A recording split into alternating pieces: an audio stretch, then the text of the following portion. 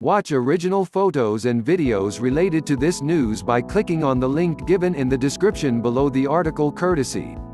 Please subscribe our YouTube channel Listen News Here. If you like the video, please like, comment and share the video.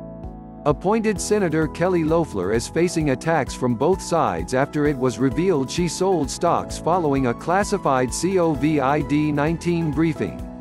One of Kelly Loeffler's most appealing traits to Republicans who embraced her for a coveted Senate appointment, her ability to self-fund a competitive election this fall through immense wealth, is suddenly looking like a serious liability for her and the GOP. Loeffler's rivals in a special election pounced on revelations that the recently appointed senator dumped millions of dollars in stocks after a classified COVID-19 briefing in January, damaging her bid against a formidable GOP opponent in Representative Doug Collins, a close ally of President Donald Trump. Collins is seizing on the stock trades by Loeffler, who's married to the head of the New York Stock Exchange. Collins told Politico in an interview Friday that Loeffler needs to explain to Georgians and Americans what happened here, and why it happened. To have sold and then bought stocks that benefit them personally is just very, very frustrating, Collins said. And it's very disheartening for those of us who have been in public service. This is just not something you want to see, being perceived as profiting off a crisis, Collins added, though he did not call on her to resign or face an Senate Ethics Committee investigation. Loeffler denied doing anything inappropriate, saying the stocks were sold by third-party financial advisors, and that she did not use information from private briefings about the coronavirus to benefit herself financially. She reported selling between nearly $1.3 million and $3.1 million worth of stocks owned jointly with her husband between late January and mid-February. She also reported jointly purchasing between $200,000 and $500,000 of stock in two technology companies. "I don't direct the activity. I'm not involved in the investment decisions," Loeffler said in an interview on CNBC Friday afternoon. "I made that decision many years ago for the position I had in financial services, that I would not get involved in investment decisions." The Georgia special election is already perilous for Republicans, given that it is an all-party contest that will go to a January runoff if no candidate receives a majority in November, a likely outcome given the crowd of contenders. 3 Democrats are in the race currently: Reverend Raphael Warnock, former U.S. Attorney Ed Tarver, and Matt Lieberman, son of former Senator Joe Lieberman, icon. Warnock has endorsements from the Democratic Senatorial Campaign Committee and Stacey Abrams, the former gubernatorial candidate. Loeffler has the backing of the National Republican Senatorial Committee and Gov. Brian Kemp, who appointed her to the seat to replace Senator Johnny Isakson, who resigned late last year due to health concerns.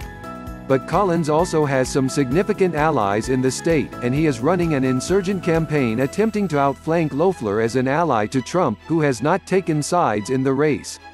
One Georgia Republican operative, who requested anonymity to speak candidly, said Loeffler was in a perilous political situation caused by the revelations about her stocks, specifically because, in the all-party November contest, another Republican was on the ballot.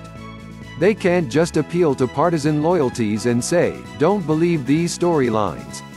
This is a media attack," the operative said. "People have somewhere else to go if they're uncertain about her, and that's a really dangerous place to be." The accusations of self-dealing while the U.S. copes with the unprecedented coronavirus crisis, combined with reports that other senators, including Intelligence Chairman Richard Burr, RNC, also sold off stocks before the market crashed, represent a major early test for Loeffler, a first-time political candidate on whom Republicans are counting to keep a contested Senate seat in GOP hands as Democrats mount a charge to retake the chamber in this year's elections.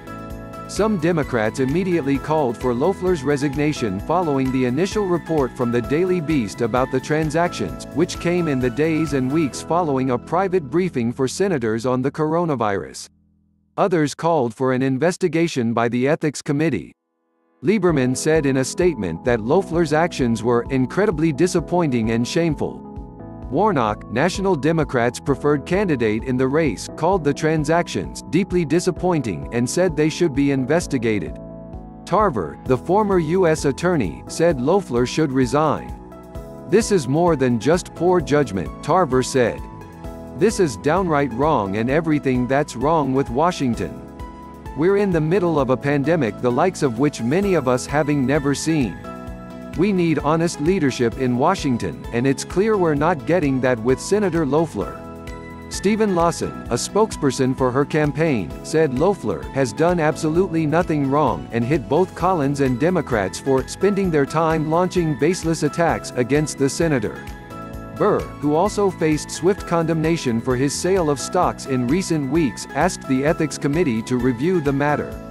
Loeffler, who did multiple cable news interviews Friday to push back on the reports, said in the appearance on CNBC that she was happy to answer any and all questions and would submit to whatever review is needed, but she has not called on the Ethics Committee to look into the matter. "I think we have to make sure that all the rules and laws are followed," Loeffler said on CNBC. "I think they are being followed, at least in my case I know they are.